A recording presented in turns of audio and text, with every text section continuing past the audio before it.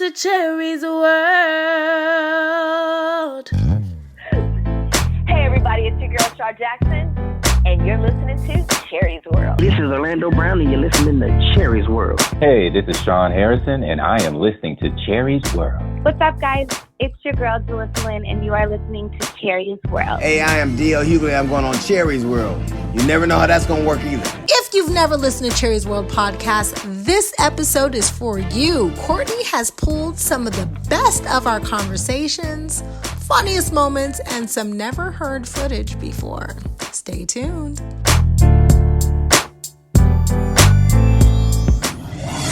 Shawn, Thank you. can you tell me? Yeah. Okay, so let's talk about some real things that are going on in life.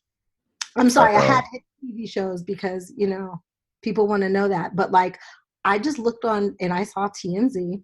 R.Kelly just got arrested or is getting arrested for child pornography and sex trafficking. He's done. Yeah. What you think about R.Kelly, homie? Well, I think that it's overdue, to be perfectly honest. I think that it is. I just don't know how you frame it other than it's sad, it's disgusting, it's disappointing, it's frustrating that it took this amount of energy and effort, this amount of abuse, for the beginnings, because this is just the beginnings of what justice may be for him, because he still has to go through the proceedings. And you think about the lives that he's ruined, the girls' lives, the parents' lives. Then the flip side of that, some of the whispers, and I'm not victim blaming, so please, if anybody hears this, don't think that I'm framing this. I'm just trying to be real about it. But when you hear these types of stories about how certain families may have been okay at the beginning of the abuse because it was either giving their child access to something that they didn't think that the child would get on their own, or maybe they were getting something for themselves. It's just it's a complex situation. It unfortunately speaks to how abuse is passed down from generation to generation, person to person. And I think that the Black community, let's make this a little broader. I think that some of the Black community, okay, let me be more specific.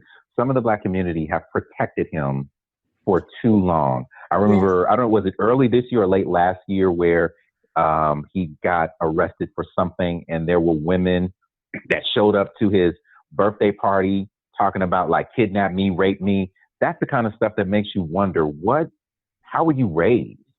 Do you not realize like this is not playtime? This is like real life, that this man may be running sex harems. He may have sex slaves, and these women's lives may be destroyed for the rest of it or for an extended period of time. So I don't understand why we've had such a complex issue with wanting to demand justice for the victims of R. Kelly for such a long time. So that's my long ass take on that R. Kelly situation. I find it sad, despicable, disgusting, and just hope that they can expedite their way through the proceedings to hopefully hold him accountable for what we know by and large has transpired.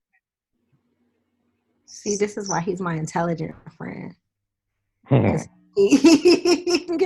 What about Black Ariel, homie?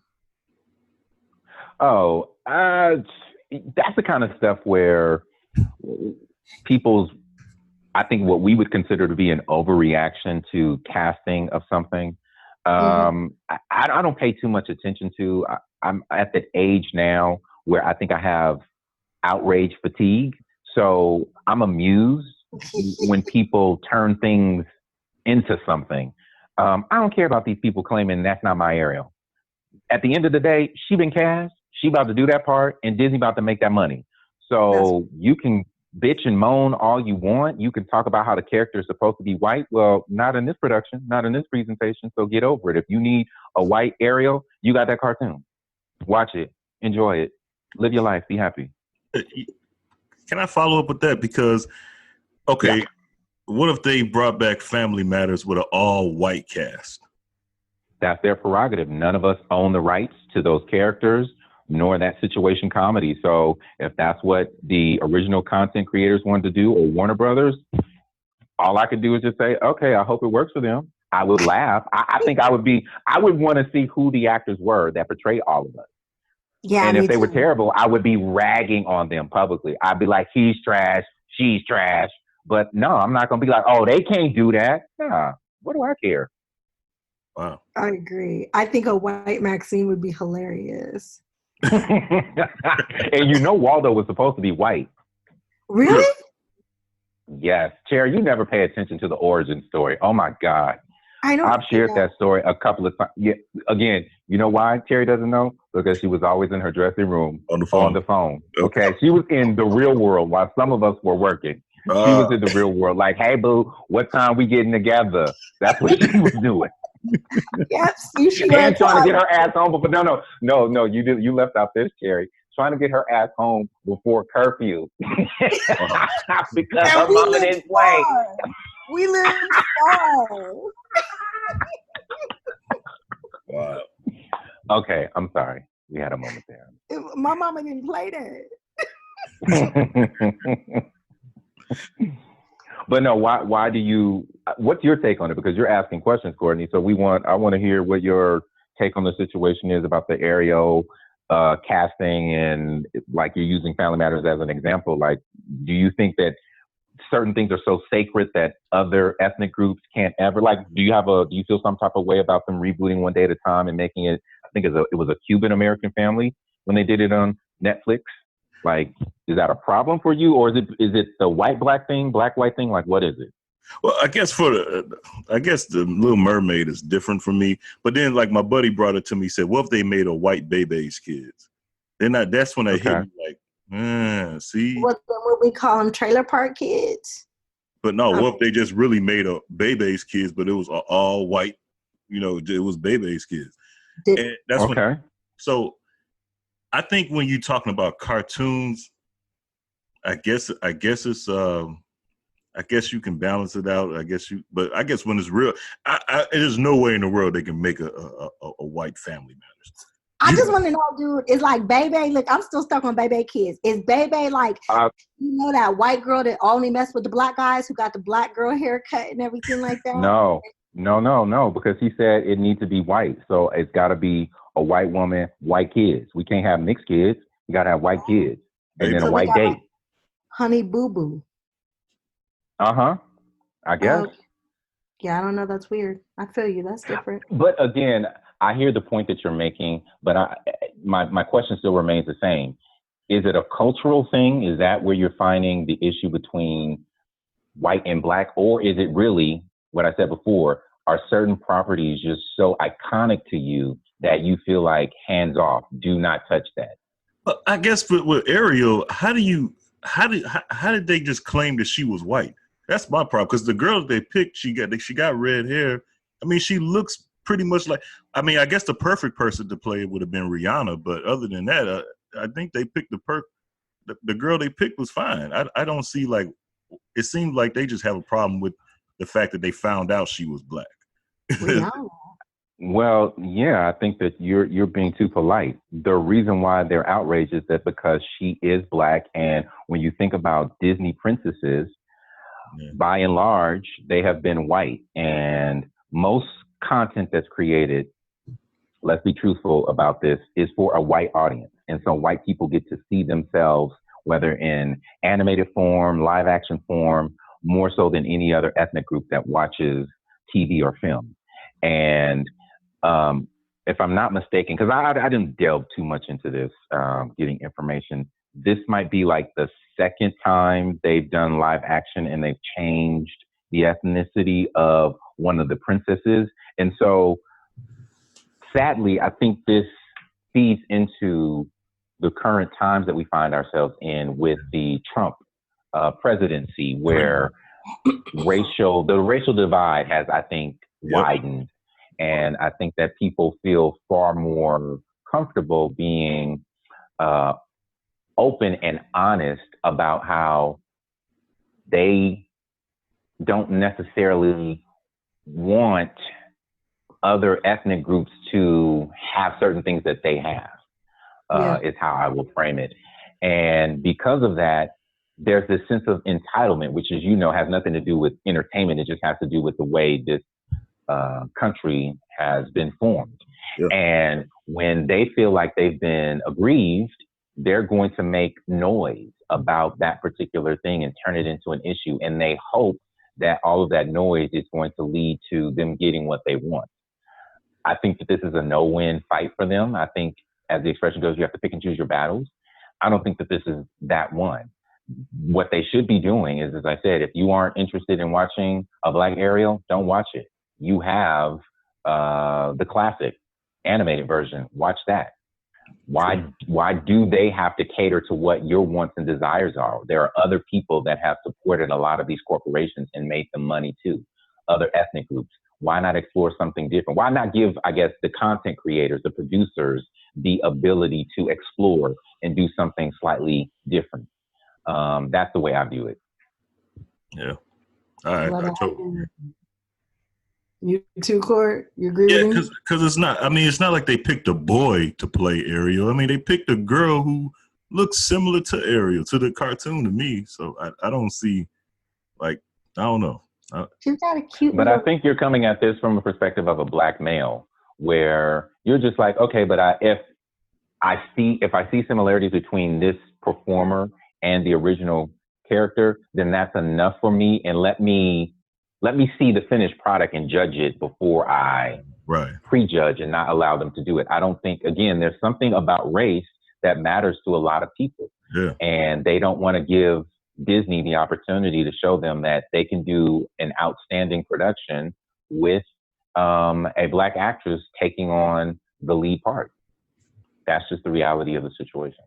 Hey, I was going to ask Cherie this later on for another part of the show, but since I got both of you guys, I want to ask you guys this, because I'm old enough to remember when this was when certain part of this lyric would be worse. Chris Brown took some heat earlier this week or last week for a lyric. He said, "I only fuck with Black bitches with good hair." Now, I'm old enough to remember when the worst part of the line would be Black bitches, but the Black women are upset about the good hair part. And that's the part I don't understand. What you all think about that? Ooh. Well, no. You have to go into a little more depth here. Explain to us why you don't understand Black women's reaction to that, or you don't understand, like, what don't you understand? I need a greater perspective. I would think they would be more upset with the fact that he said Black bitches. But they're upset about the good hair. So hair is $1 billion industry because Black people care about hair. And one thing I gotta just throw out there, Shawn, I'm gonna let you go, but all hair is good hair. There is no good hair. And that's been a stigma in the Black community forever, because little girls have these, oh my God, insecurities, because when mama combs your hair and she hits a tangle, she says, you got all these naps in your hair. And it's almost as if they're blaming the kid because their hair's tangled. Right. Shawn, what do you think? Well, I'm still trying to understand why Courtney doesn't understand that concept. Like, are you versed enough in how Black hair has been used through out the generations to have a hierarchy between more desirable women and less desirable women? And I think the same applies for men as well. But since we're talking about women in this regard, are you aware of that? Because that's the reason why I keep going back to, why are you so focused on bitches and not the good hairs, if you can't quite understand why anybody would be offended by that knock? Yeah, because I just remember Dionne Warwick and others, when Dr. Dre and all them came out, they were trying to ban Snoop and Luke and Dre and everybody for referring to women as Black bitches. And now we've gone past that point where we don't care about. Now, never mind the fact he called us Black bitches. What about our hair? Okay, so for me, I'm one of those supposedly good hair bitches. And they're growing up, they used to say, oh, she got that grease and water hair. So there's a stigma like my hair's supposed to be better than another texture hair, which might be more coarse. Or I'm better than the lady next to me who has what they call now like a 4C hair, which is a curl pattern. But for me growing up, I never thought my hair was any better than anybody else's, but it's just what they had projected on to me. Supposedly, they would ask my mom things like, what, is she half white? Was her daddy white? As if I couldn't have the texture hair I have without being mixed with something. So it's offensive. Right. It's offensive to the girls who they think have better hair than whatever they call y'all girls though. He said black bitches, specifically okay. Black bitches. Let's mute the bitches thing. I think that's really the reason why you're having trouble with that.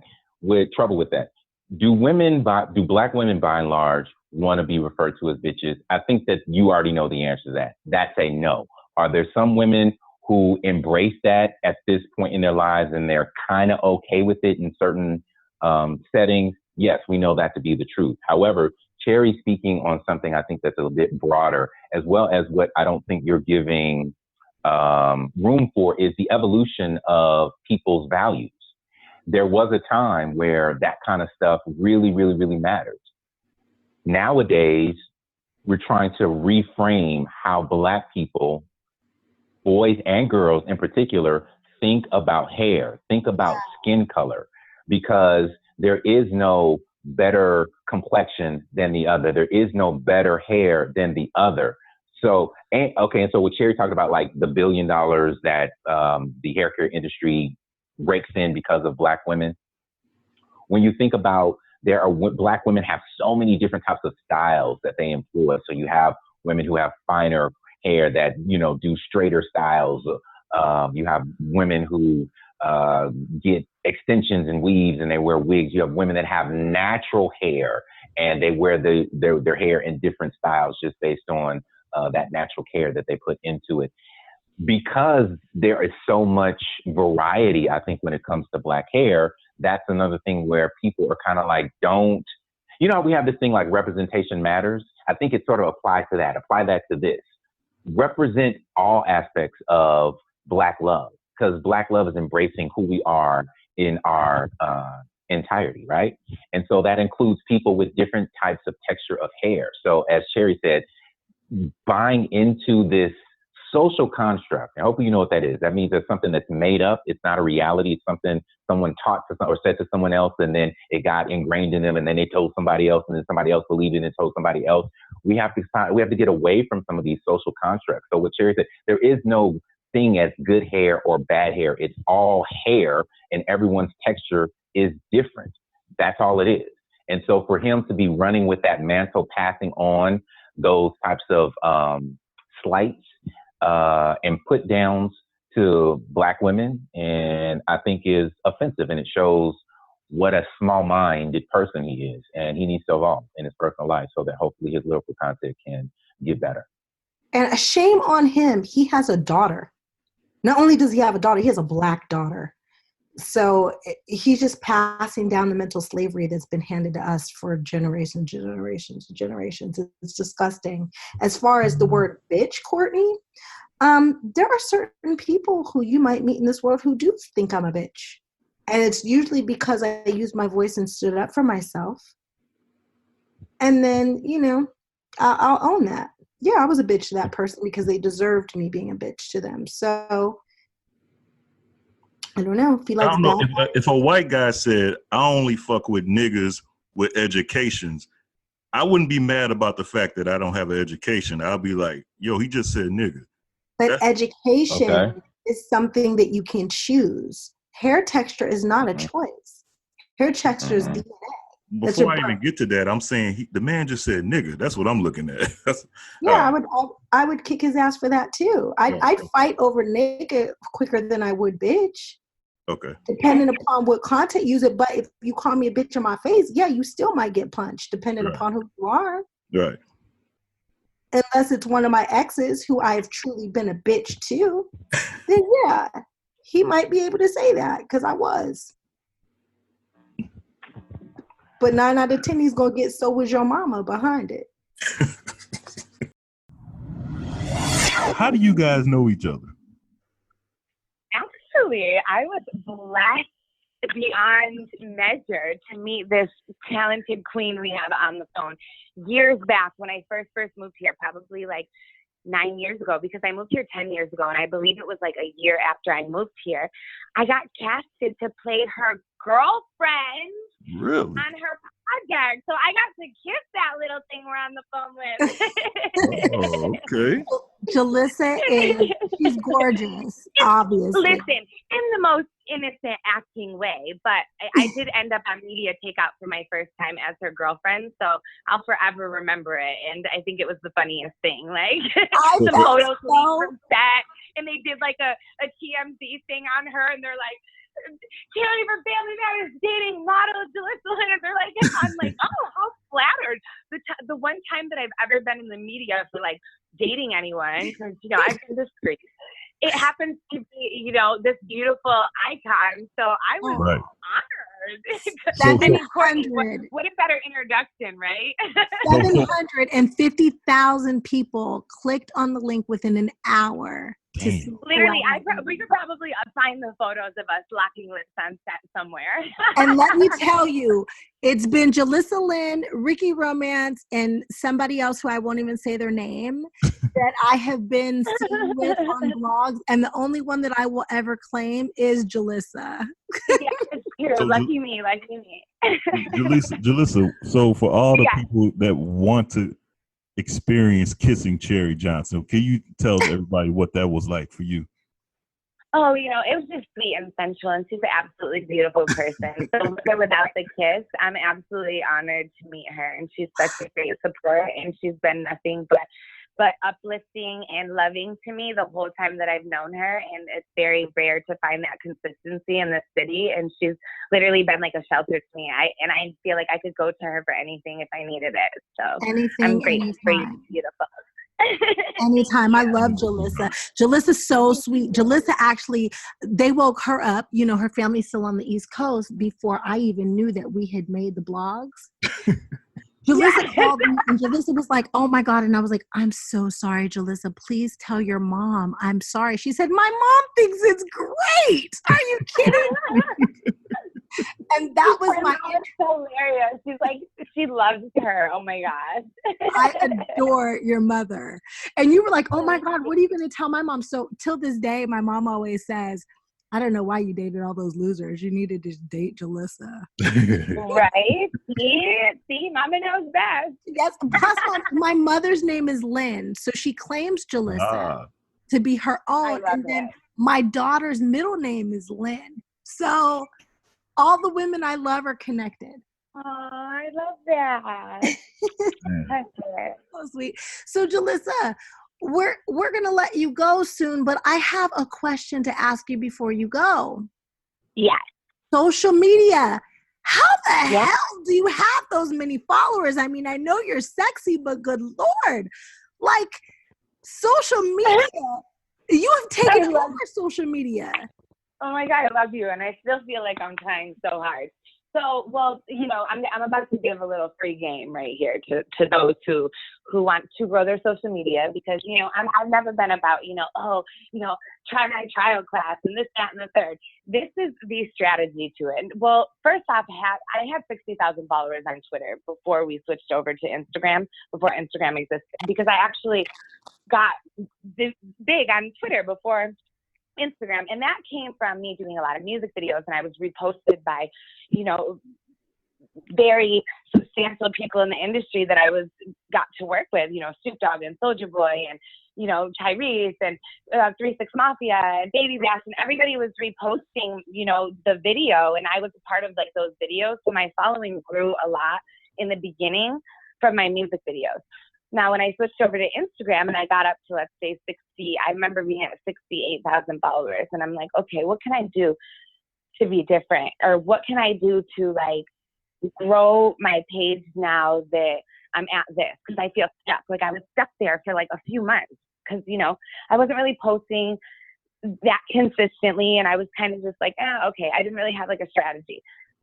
So then I kind of just, like, fell into making a visual like aesthetic for my page. Like I like to post in rows. Like I post in threes because to my eyes is pleasing. You know what I mean? It's more like, for me, it's like an online portfolio. So, you know, I got my concept down, and then I'm like, okay, let me start responding to people, because I never really engaged back with people.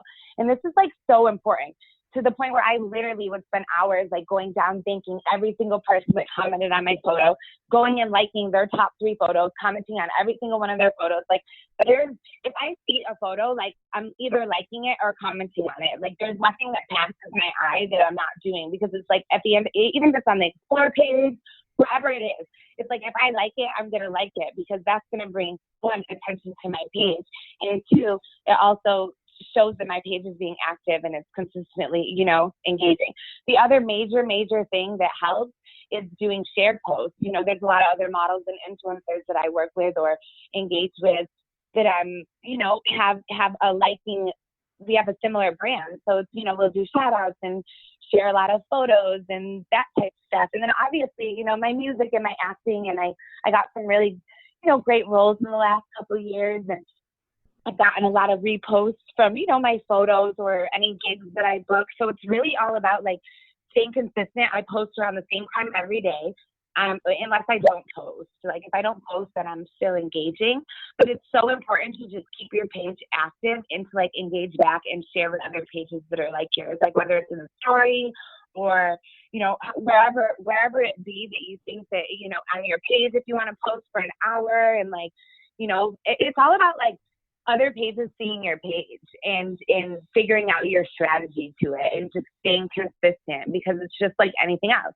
If you want to be strong and work out and you stop working out, you're going to be weak. If you want to go on a diet and you stop your diet, you might gain weight back. It's like, if you want to grow your following, you have to be consistent with the engaging and the posting and literally, like, to the point where like I would spend 2 hours in the morning and 2 hours at night. Like, I'm not talking like 30 minutes you're going on and you're like, it's dedication. Like, I've spent hours on end really engaging on my page when I get the time to. And there'll be some nights where I'm just like, oh my God, I have to thank all these people, but like I'm falling asleep, and I'll literally fall asleep like thanking people, and maybe finish it the next day, you know, the night after, because I want them to know that like I'm seeing what they're writing and I actually appreciate every single one of them. You know what I mean? So it's like, that's really it. That's a lot, major.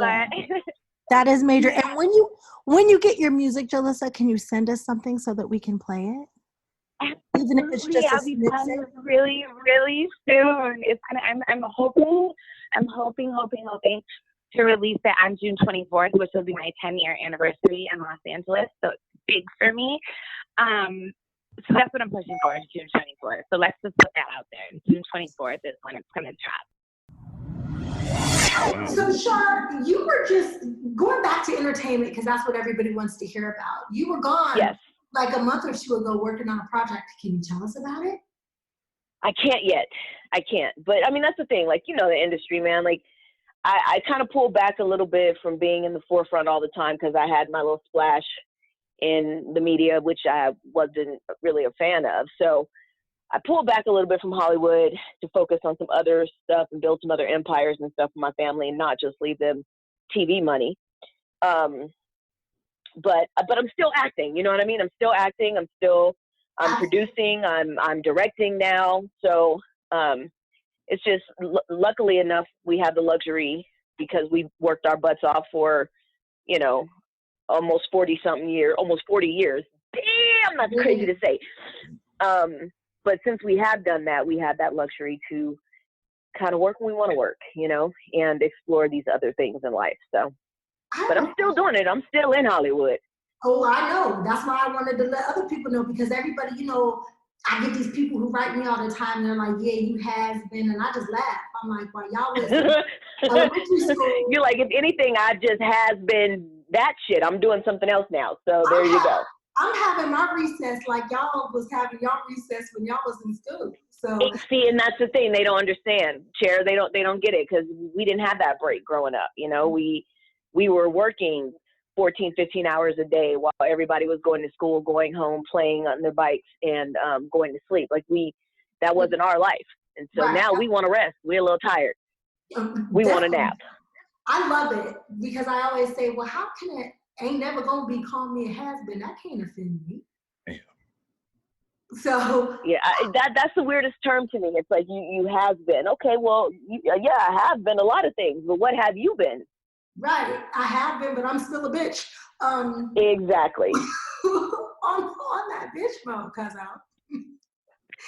Can you tell us a little bit about your relationship with social media? How do you feel about it? You know what? The social media thing to me is still so freaking bizarre, man. Like, I love the fact that I can communicate directly with, you know, people that support me and things like that. Like, that's awesome. And I like sometimes that I can say what I need to say to the people that don't. It's just still weird to me that people want to see me post pictures of what's going on in my life. That's so bizarre to me. Yeah. I feel like that, and I'm not even a celebrity. Like people tell me to get your Instagram. I just have a hard time with social media. I do too. And the weirdest thing is, unfortunately, it's a huge part of our industry now. Like I had met with a casting director about a project, and they were like, "Oh, Shar, yeah, we love you for this thing. One question though, what's your social media numbers?" And I was like, "Wait, what?" I said, "What?" And apparently that's like a huge thing now. Everybody wants to know what your social media numbers are. So I was like, "So you mean to tell me I don't have to be able to act at all anymore? I don't have to have any talent. I can just, as long as I got those numbers, you gonna put me in the project?" That's crazy. Well, let me tell you how that kicks them in the butt. Being on the producer side, I've watched them do that, right? But then they get Lynn, usually a cute girl, who can't act. She doesn't know how to hit her marks. She doesn't know how to find her light. She doesn't know her lines. Right. And so now everybody on set is irritated. Right. And mad, but she got the numbers on social media. But she got the numbers. Hey, Shar, can I just say this though? Like, your role as Niecy was just like very real to me, because like I just remember one scene in the dorm room with a guy, and I really thought you was getting ready to hit him. I don't know if you remember the scene I'm talking about, but it was like, I guess but I think I did hit a few people. Like because I reflex. I'm pseudo method. You know what I mean? So. Right. I become another person. So at that moment, whatever he was saying to me, that was real. Yeah, he might have got smacked. He might have got smacked. I don't know. Yeah, you played the hell out. I don't remember. I really enjoyed that growing up, man. That you played the hell out that role. Thank you. It was a lot of fun. It's so funny that you brought up Niecy, right? Because Shar and I had this conversation a few years ago, and she said, "Yeah, because we both made a living off of being dumb." I said, "Oh, speak for yourself." Yeah. Dumb. She said, "Yes, you were, baby." You remember that? Dude. Yeah, absolutely. Absolutely. Or if we portrayed to be dumb, like our characters, everybody thought our characters were stupid. Like everybody thought that. Like you didn't find out that Niecy was going to like a Ivy League school until the very last episode. I swear to God. The entire series, you thought she was a moron. Struggling in class, can't get anything done, saying the silliest stuff. But then at the end, it was like, "Oh, what are you talking about? I'm going to blah, blah, blah." And it was like an Ivy League school. It was hilarious. I'm so dumb. I didn't realize that Maxine was dumb until Shar said. Exactly. She said, "Come on, boo. You went to the movie theaters with a lawn chair. You don't remember that?" Oh, come on. The drive-in. Yeah. Not the drive-in, but the movie theater. That's okay. Come on. Oh, the drive-in. Yeah, we went to the drive-in. My bad. I was like, damn. Maybe I was. Nah, but y'all characters was more than that. I'm a fan, so y'all characters was more. This is the first time I ever heard someone say y'all was dumb. Like I think of Niecy as being like a roundaway girl, like the best friend that would just like fight or just always had Moesha's back. That's what I remember. Well, that sounds like somebody we know, huh? Yeah, well, I wasn't. Damn. Oh, I like your description of her a lot better. Hey, can I ask you this? Lamont Bentley. Yes. Man, I still haven't got over that, and I know you knew him. Like, man. And so if you haven't gotten over it, imagine how I feel. Man. I'm over here down in this water. I had to take a sip for the homies. Yeah, no, LB, that was my family from even before Moesha. You know, he and I did a show together called South Central, and that's where our bond first began. And that was my brother. That was a hard thing. Damn, I forgot about that. As soon as you said, oh man, I forgot about South Central. Mhm. Look, now you just fucked up the whole vibe. Just left, Courtney. I didn't mean to, but you know what? No, but I love speaking about his memory though. Like, you know, like, and if you asked me this a couple years ago, I probably still would have broke down and cried. But like today, I'm in such a peaceful place that I love to hear people remembering him, because I don't want anybody to ever forget him or Yvette or, you know, Bernie Mac or any of the people that Merlin, anybody that we lost, you know, that became our family. So I don't mind talking about them as long as it keeps their legacy going and people remember all the hard work that they did and how amazing they were. Those are all my questions too. Merlin Santana and Bernie Mac. Those are all my questions I was going to ask you about. I swear. Like, I mean, you can't talk about the fellas and leave out Yvette now. That was my best friend on the planet. Really? And you know, that was a really, really hard one. My cousin Cherie had to help me through that one a lot. That one hit me to my core. So that one hit the kids too, you know, because the kids grew up on set. Shar's babies were there. Yeah. Yeah, the whole family was affected by all of those losses, man, especially Vet and LB. What was it like working with Bernie Mac, though? Uncle Bernie was crazy. He was crazy. I loved him so dearly. He was such an amazing person, such an awesome spirit, such a talented dude. And I remember when he came to Moesha, he was a little nervous. He was like, man, you know, I don't know how I'm going to be treated here. And then we embraced him as family. And then years later, once he started doing the Bernie Mac show, I actually came and did a guest star on that show. Yeah. And, you know, he came up to me and just embraced me. It was just like, nah, baby girl, I mean, if you need a new home, this can be it. And I was just like, well, hey, how you doing? Wow, what a warm welcome. Wow. Yeah, no, awesome dude, man. Awesome dude. You got to guest star in a lot of good shit, cuzzo. Yeah, I think I definitely stopped by everything that was on UPN. As Niecy, as a matter of fact. I think Niecy literally jumped from like 4 shows just doing a guest spot. Just everybody was like, can we get Niecy this week? We don't want Shar, but can we get Niecy? So I definitely guest starred on like everything on UPN. But yeah, guest starring was my thing for a really, really, really long time, man. I think the majority of stuff that was on TV, I probably appeared in at least once. What was your favorite? TV-wise or just period? Like my favorite all-time job? Oh, damn. Okay, favorite all-time. Okay, favorite all-time was probably Good Burger. Oh, shit. Well, and what a lot of people don't know is I actually interviewed with Shar for the same part, and she got it. Really? No, we did that a lot in our life. Like it was always like we would show up or we'd call each other and be like, yeah, I got an audition tomorrow. Oh yeah, where is it? Oh, well, I'll see you there. Like that happened the majority of our life. But I could have never, like, I know why she got the part. Welcome to Good Burger, huh? Well, the Good Burger, man, take your order. I could never deliver any of those lines the way she did. She killed it. It was so much fun. Like, I had so much fun working on that film that it was insane. All we did was laugh and joke and be silly and get work done and get a check. It was beautiful. Man, y'all don't know how this make me feel as a fan, because like this is my era. I don't know nothing about stuff that happened after 2003. So like all this stuff right here. I ain't mad at you. Hey, this is my era. Like I'm like this is just dope for me. Like this, I love this right here. I can talk all day about this. I was gonna say, I think it was dope for us too, because for me, going to the movies, first of all, to see the movie Good Burger was awesome, but I got to watch my cousin in the movie. And yeah, we're both like super fans of each other. It's insane. Oh yeah, definitely. Like I am her fan.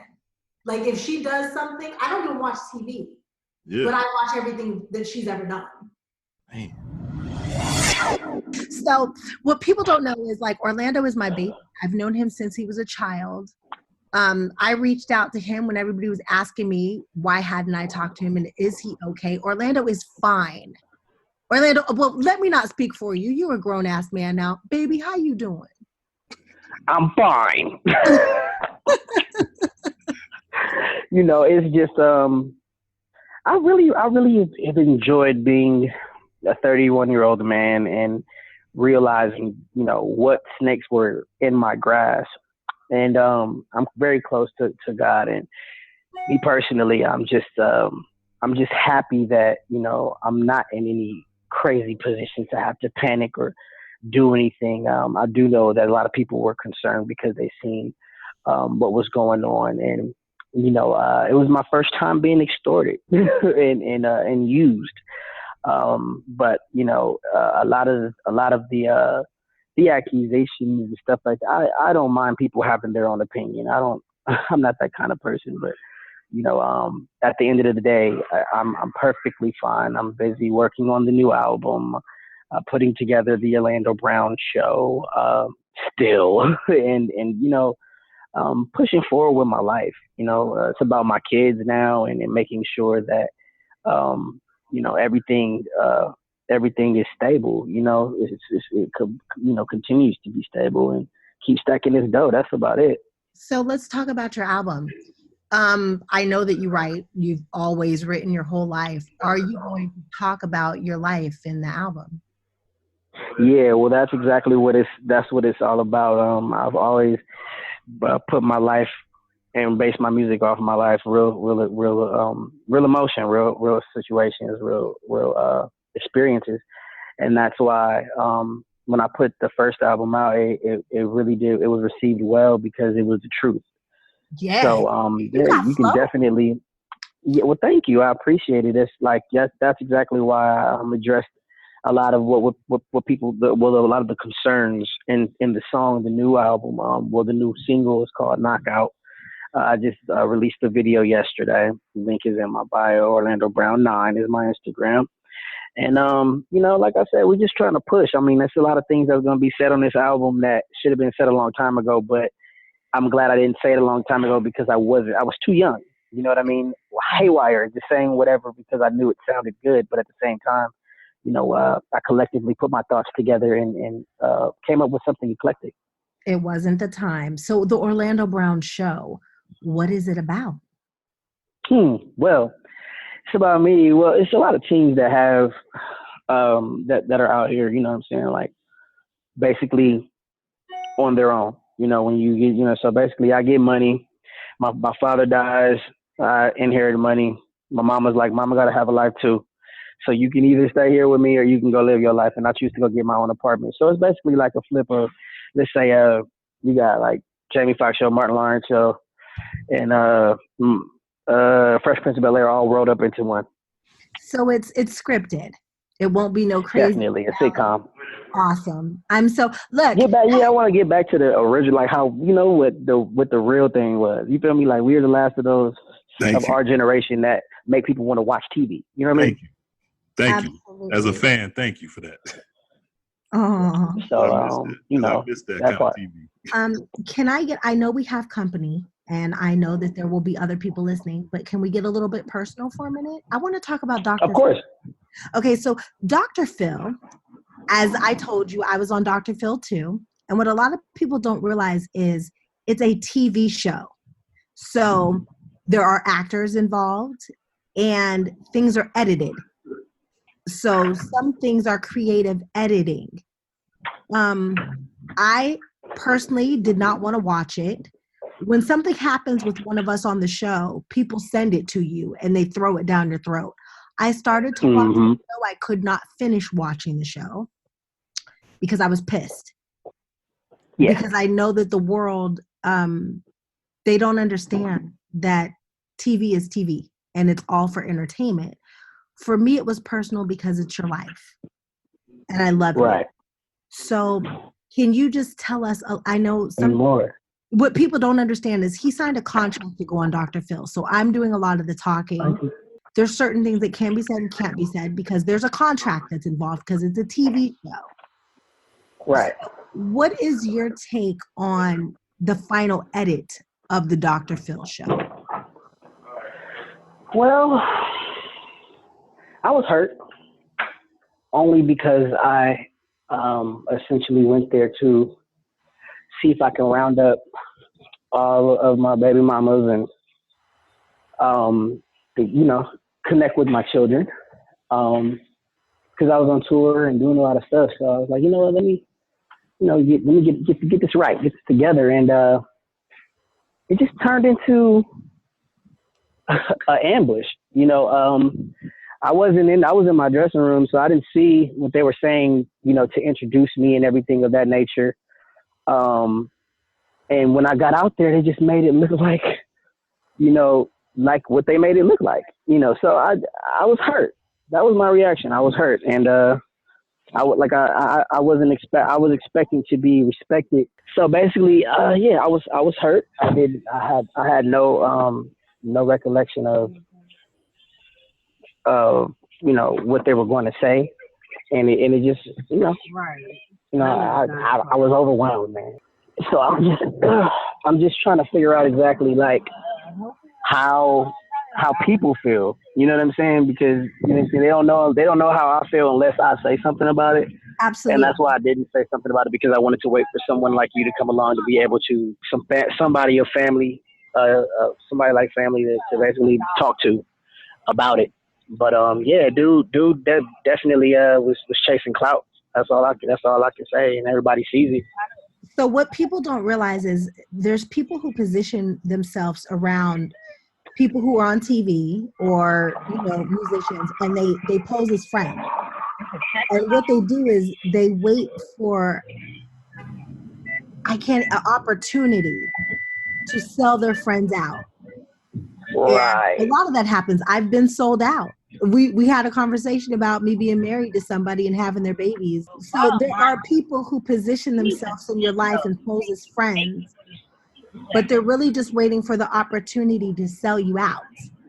Right, they are. And I didn't know that was the case. It was my first time dealing with that kind of situation. So that's another reason why I shut down, because I took it as an opportunity to see the snakes in my grass. Because, once one thing goes up, and you keep watching all these other things go up, and it's just like, wow, that's what you really thought this whole time? Right. Lasting. What does it take? A lot of people don't understand that they think they get lazy and they feel like they no longer have to write, or they don't have to stay up late at night, or they don't have to rehearse for 8 hours. Your dedication. I mean, I'm about to go on tour in a few days, right? And I still have to run the routine. Somebody's last night is like, well, in order to take this shit to the next level, you may need to stay a little extra longer and run this with everybody else, in case because the parts that you may be dropping the ball on, social media is gonna be looking at. They're gonna be looking to light your ass up, and then they're gonna light our ass up. So your dedication is everything. You know what I mean? You have to push things into that extra gear. You just put up a good element. You said social media. Now, social media wasn't really a thing first tour around, but it is huge now. Correct. What's your relationship like with social media? Because I personally have a love-hate relationship with it. My relationship is it's real simple. It's a bunch of cowards online talking a bunch of shit. You know what I'm saying? So what are we talking about? I mean, the internet is undefeated, and it's allowed for the world to move a lot faster because we can communicate. You know what I mean? And this was prophesied back when Nikola and Tesla were walking this earth. That's real. Right? So, I'm not surprised. I mean, it's all about how you deal with it. It's just, people have access to you if you choose to let them have access to you. It's real simple. It's no big deal. It's what you make of it. I love you talking about access, because sometimes that's something that we all forget, that you can only get what you allow in. Right. How do you stay private, or how do you set your boundaries? Good question. How do I set my boundaries? Yeah. Well, I know what I'm willing to take in and what I'm not willing to take in. You know, certain things lead to certain things. So, you know, it's just like you got to be cautious what you listen to, cautious what you hear, and you also got to be cautious what you read. You know, somebody send me a message. I'm like, I'm not reading that shit. I don't want that shit in my spirit. So that explains why you don't always check your DMs for the people who don't get returned. I won't write it like that, but you know, do you check your private messages? I'm human. I try to check as many because these messages essentially are for me, right? Right. So I definitely want to stay tapped in with that. You know, at the same time, I gotta have tunnel vision because, you know, these things, they can be a blessing and they can be a distraction. Absolutely. Okay, so let's fast forward your dream tour, right? You have been talking about this for a while. I remember you talking about trying to get the guys back together, and here you are. You basically manifested your dreams. Not basically, I did. You manifested your dream. So, do you believe in manifestation? Yes, of course I believe in manifestation. It's real easy. I mean, we're universal beings connected to the universe. So you know, the way we were designed, the way our brain, our left and our right side, and the way our brain was designed, it's our instant connection to the universe. So of course we can manifest things. We've been manifesting things before we came to this earth. I'm so what are you manifesting for this tour? Man. I mean, the overall movement. I mean, you know, essentially, obviously, it takes quite a few people to tangle. But I've always been what my mom called her faith baby, and people that like to follow, you know, religious content or context. There's a lot of truth in that. You know, like there's a saying like faith is the substance of things hoped for, the evidence of things not seen. I like that statement. I think it's Hebrews 5:11 or something like that. One thing I like about it is the fact that it's basically saying the word faith is like a substance, you know, that you like. We all hope for things. In other words, we have to vision things and we have desires, but we have to believe in what we can't see. And I think when we close our eyes, you know what I'm saying, and we really picture those things, we have this wild imagination, and it's dope according to the wills of the universe what things we can and can't manifest. So, I mean, really, some of the stuff I'm manifesting for this particular tour is just strengthening my bond with my brothers. Because every day it gets tighter and tighter, and the stuff that we talk about is so amazing, and the things and opportunities that we have in front of us is just like really dope. So, just really manifesting that we just get even a stronger bond. The shows work phenomenal. No one gets hurt. You know what I mean? We all just have a really good vibe because it's a reunion, not just for B2K, but for everybody. We all get to come together. It's already a lot of love out there. I mean, shout out to B5 and Pretty Ricky. They made some videos of our routines and stuff like that. So, you know, for another group to pay homage to another one, I just think it's phenomenal. It's really dope that we're young, we're kings, you know what I'm saying? And we're actually sitting on our throne. I was telling Amari yesterday, I was like, yeah, the second coming of Christ, nigga. He started laughing. Because we talk about Haile Selassie and the kings of kings, and then we started talking about ourselves. So, yeah, I mean, for the most part, manifesting love, great health, everybody having a great fun time. The show was going great. It's really just like people see it for what it is. I mean, because B2K, we actually really put in the work. You know what I'm saying? We're not coming back all like fat and ugly and discombobulated. We are God preserved us. Our music sounds phenomenal. You say it's a really big stage production. You know what I'm saying? So that's awesome. Yeah, I think that's for now. That's kind of where I'm at. So how many cities do you have? Oh man, a lot. I've lost count.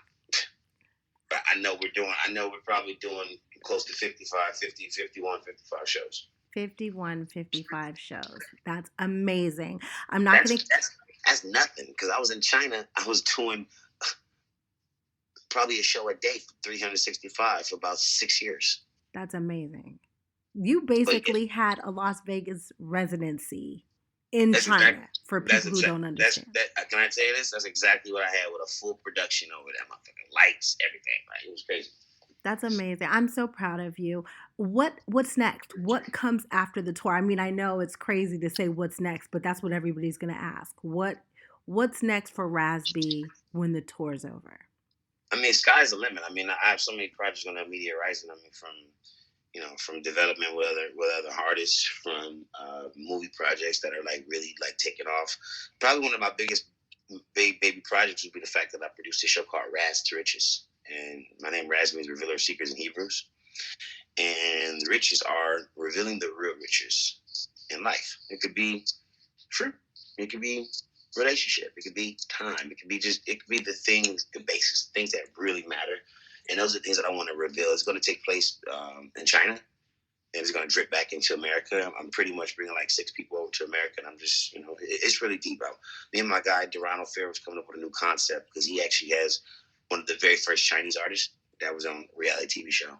And she and her father is like very well off, and, he understood the vision when I pitched it to him.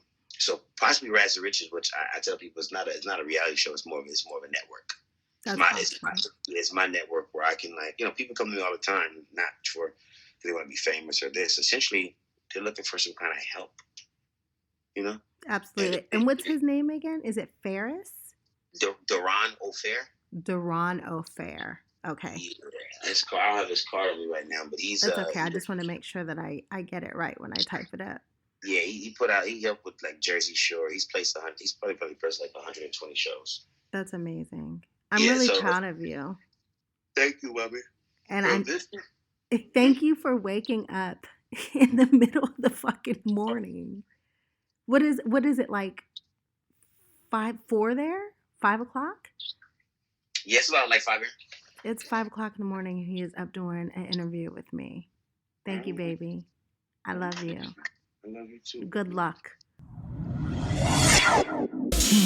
So you know what? It's so weird. Everyone that I've spoke to who is fairly successful, everybody has manifested their life, including myself. I never thought I couldn't. I was told that I couldn't, but I thought they were lying to me. I thought they were lying to me. I was like, you don't know me. You don't know what I possess inside myself. Right. But that is the common denominator between all successful people, is they believed in themselves and they manifested their reality. I have one. I tell myself, I'd be like, don't let me down. Right. Don't play me. Don't play me. I've been good to you. Don't play me. I have one last question for you. Yeah. What is something that nobody ever asked you about your journey or yourself that you wish that they would? That's a very good question. Unfortunately, I have been asked pretty much everything under the sun. Questions I have not wanted to answer. But one thing I like to focus on more or less is that life really is a do-it-for-yourself project. That for a long time I thought that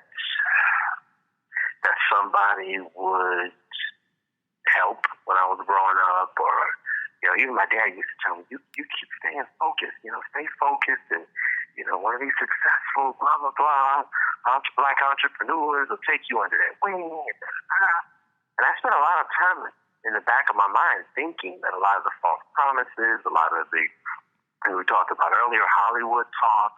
So I think that my advice has always been is, again, like we just said, to believe in yourself. That if it's going to happen, it will only happen at the hands of your own effort. And also, I think one thing we actually didn't touch on that I wanted to share is the importance of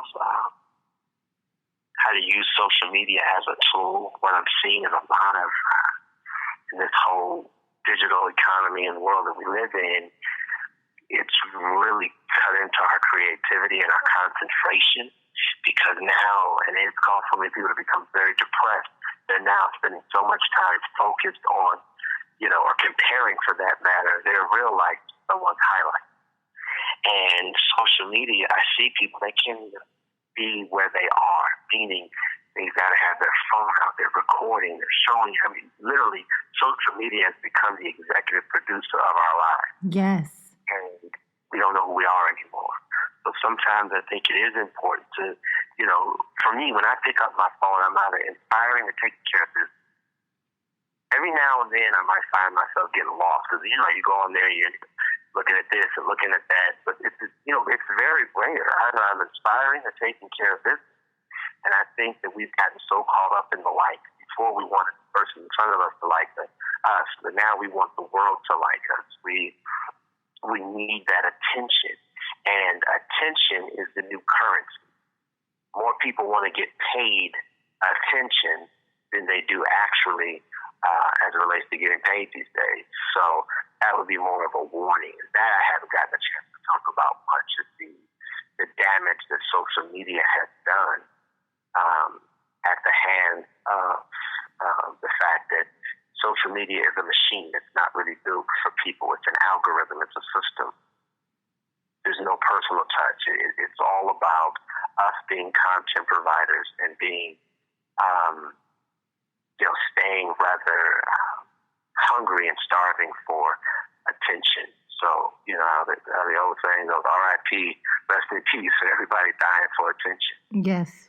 And I've even seen with your social media, I don't even think you've posted it, because sometimes I have to go to your page, like, what? She's helping people lose weight, she's inspiring, where is something? All right, let me go like this. Yeah. And I can always tell when someone's a giver when you look at their page. I don't have a lot of selfies. I take pictures. Everybody always says, "Where's the picture of you?" I'm like, I don't really do that anymore. Like, I have pictures of my daughter, but I'm not sitting around taking selfies of myself. That's kind of weird. It is, and it feels. And I only do it that there are people looking for it. Yeah. They do look for it. And lately, like, people always say, why don't you comb your hair or put on makeup? And I say, because that's not who I am. You guys got used to a character. This is not a character social media page. This is my social media page. So you asked for a selfie. I gave you one of what I really look like. And people are stuck. Thank you so much. Even Cardi B, we love her because of the fact that she's real. You are literally in the world versus her commercial. Yeah, absolutely. But Cardi she's a little bit too real for me. She's a lot wilder than I could ever imagine being. She's functional. That's who she is. Yeah. Definitely. Thank you so much for your time. I know that you're busy, and for you to give me your whole morning really means a lot to me. Not just professionally for the interview, but personally, because I love you and you don't even know it. Well, I love you too, and I look forward to meeting you one day, face to face. And let's connect very soon. And thank you for interviewing me and allowing me a platform, in an avenue and potential genre and readers that wouldn't even know anything about me. So thank you for allowing me to spread my economic evangelism further. The floor is yours, love. All right, thank you. Before we started recording, you had said that you asked a few people, well, is this guy a fashion designer? Well, prophetically, you are correct now. I actually am a fashion designer. Love it. And so you must have seen it before I saw it, right? Love it. I'm telling you, baby, you and those jackets. I'm an East Coast girl. I'm from Pittsburgh, so I believe in coats and jackets and blazers, and you be killing them blazers. Thank you. So the new line is called Farah Great Couture, and truly excited, made history. Just did and again, this was a very bold, strong statement that I wanted to make, especially in light of the blatant disrespect as relates to Gucci, to the Black community, and still their lack of sensitivity and the BS statement that they mentioned diversity throughout, but didn't even mention, I didn't see it, maybe I need to read it again, but I didn't see them address the African American community or our wounds directly. It was those buzzwords, and diversity being one of them. I love what an associate of mine, who was she sponsored a show I was a part of for many years, Melody Hobson, through the Ariel Capital Management Fund, who was also George Lucas's wife.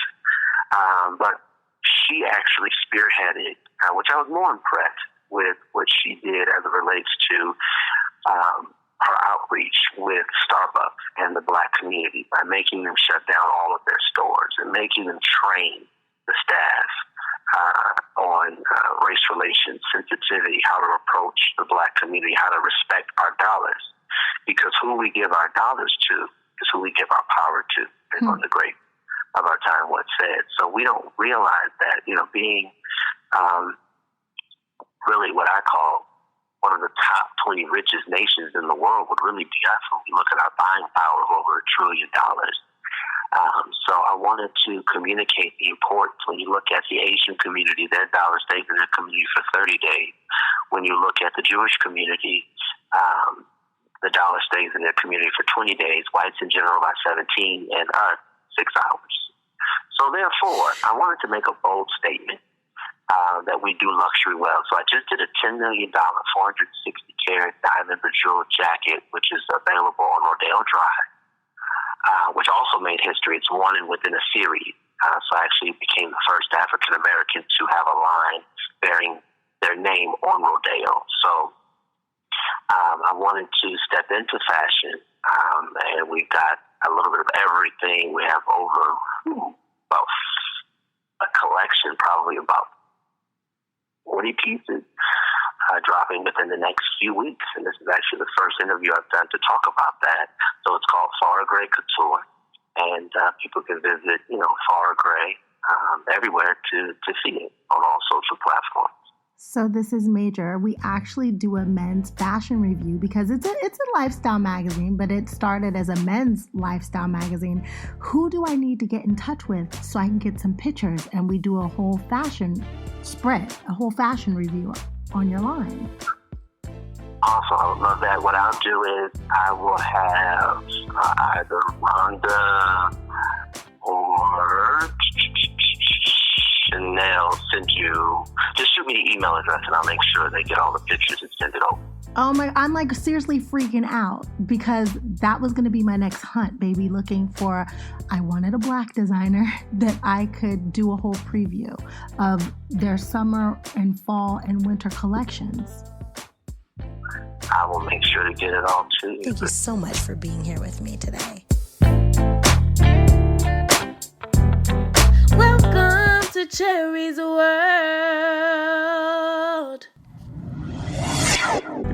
No, I'm going to tell these people the real truth. You left me at home. I was trying to hang out. You wasn't trying to hang out with me. But in the mix, he done ran into D.L. Hughley. He got an interview. Courtney, thank you for getting the interview. Yeah, I mean, the thing is, as soon as I said, I was like, Cherie. She's like, oh yeah, I know Cherie. I was like, oh, okay, cool. Let me get a shout out from you for her. So he's like, yeah, no problem. You hear it. Funny dude, man. I love D.L. He's one of the realest people I ever met. It's actually my second time meeting him. And that is so awesome. I did an interview with him last year, and it got so screwed up because that's the reason why I switched from Android to iPhone. But it wasn't even that. That wasn't even the reason though. But I used a recording device, and it chopped up the whole interview, so I never got a chance to use it. Wow. Well, I'm thankful you got it for us. DL to me is a definite inspiration, and I love that he's a Black man who uses his Black voice and lets people know from a Black view how we feel about things. And he doesn't sugarcoat it for other people to be comfortable. We've been uncomfortable for so long that I think a lot of us will sugarcoat things so we don't make waves. Yeah. And DL is like, I'm going to say it how it is. And I appreciate that. I look up to DL. And they consider it like woke comedy. That was one of his opening acts, said it was like woke comedy. I didn't look at it like that, but I can kind of see where some people would say that because he touches on like subjects that a lot of people probably would. Most comedians like him would say, nah, I don't want to talk about that. He talks about everything. I love it. So that's how Courtney ditched me, y'all. I went upstairs to get dressed, you know what I'm saying, in the hotel. Courtney was like, yeah, we're going to come get you. And they just went on to the comedy show and forgot about it. You know how these things go, Cherie. You gotta, hey, we ain't got time for you to get dressed up and stuff. Sometimes you just gotta roll out. I just want to put some water on my hair. You know what I'm saying? Wash my underarms a little bit. You know I'm using natural deodorant now. Right. No, I'm just playing, but I really, really appreciate the interview. This is Cherie's World. First of all, I saw what you did after the show was over, and you tipped everybody out there. I've been here 20 times. I've never seen anybody do that. And the look on those people's faces, that's one of the realest things. Man, that's bro, that's one of the realest things. No, that's just people that they took good care of us. They took good care of y'all. No complaints. Everybody had a good time. I mean, and you so down to earth, man, because even in your jokes, you say jokes that ordinary people just can relate to. And it's just amazing, like how as big as you are, you done performed in 400 people to 4,000 to 40,000, and you just can relate to everybody. You the voice of the culture, man. You know what's funny?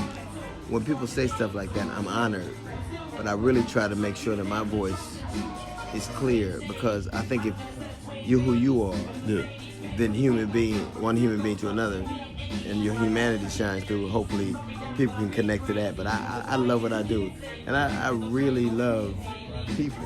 I love our people. I can tell, man. And by our people, I mean human beings, and I think that if you're human, I'm gonna fuck with you. Yeah, no doubt. Now, I was listening to the radio.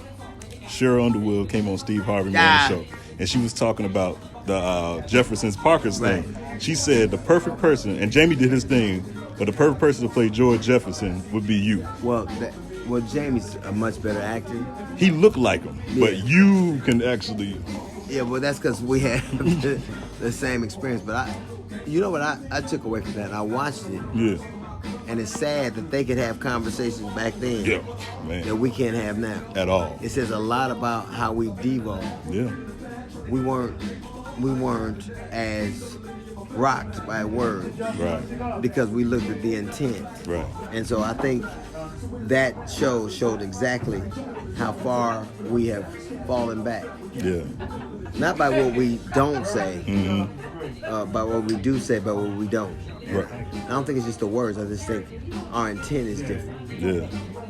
Congratulations on the new show, man. Thank you, man. We were just at my wife's auntie shop. She watches it every night. I got a DVR, but I follow your social media, and I see all the clips, and it's like, man, you know, the stuff you doing, man. Like I said, you the voice of it. What's it like? I know you said you called it the DL Hughley show, because if they cancel it, they go. Right. But they bring somebody else on and call me. I just love what I do, and I think I'm blessed to be in a position where I am.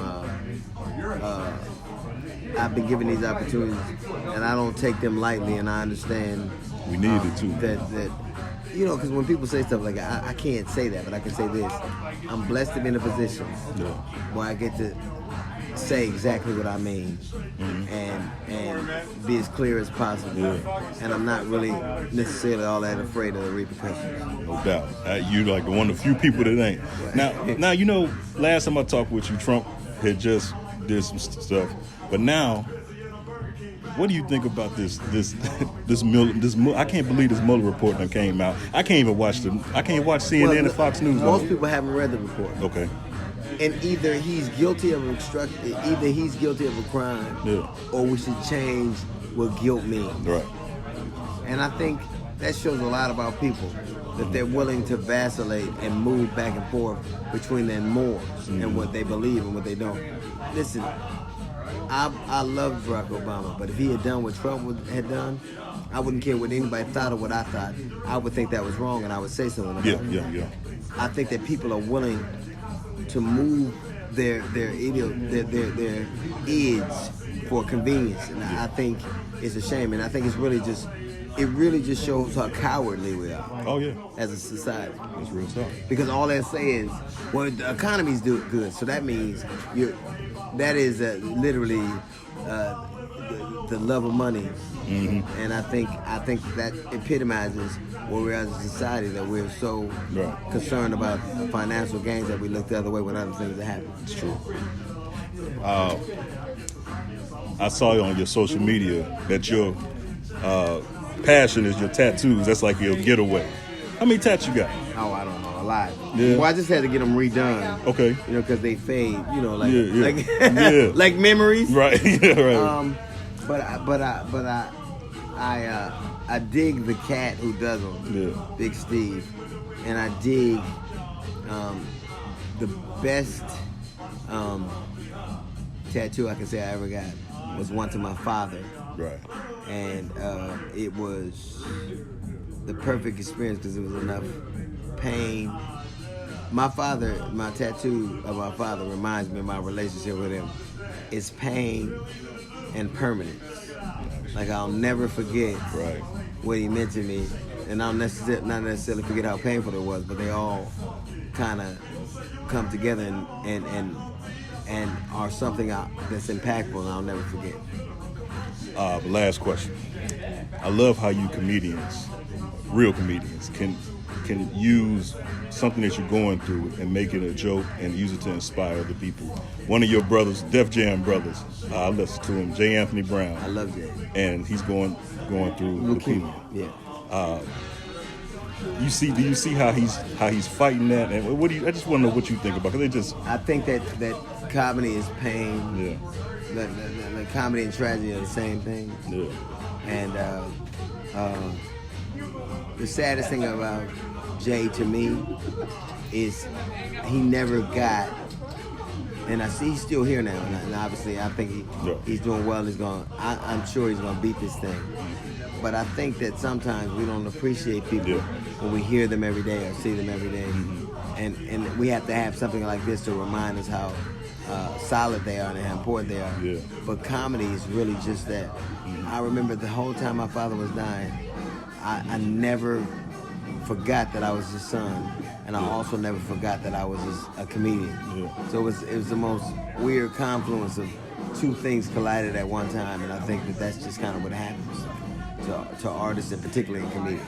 No doubt. I just want to pay you a compliment too, because your opening acts, I just think that shows a lot about how secure the artist is, the comedian is, for having a 2-3 dope opening acts like that. Yeah, but they're all fired now. I'm tired. You'll never see them niggas again. Yes, you will. Thank you, sir. I appreciate you, man. Thank you so much. Welcome to Cherie's World.